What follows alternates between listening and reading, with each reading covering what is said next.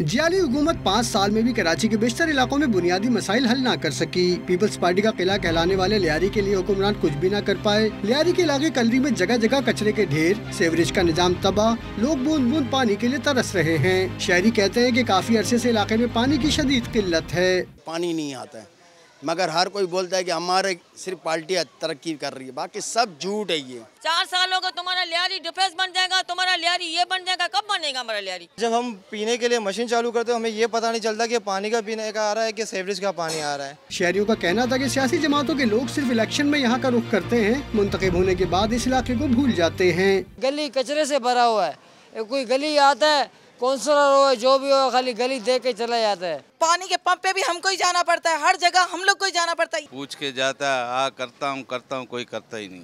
2 महीने हो गए पूरे। शहरियों का कहना है कि इलाका मसाइल पर कई बार इंतजामिया को शिकायत दर्ज कराई, लेकिन कोई सुनवाई नहीं हुई। उनका कहना है कि अब वोट उस जमात को देंगे जो उनके मसाइल हल करेगी। कैमरामैन मोहम्मद अली के साथ महराज अख्तर, डॉन न्यूज़, कराची।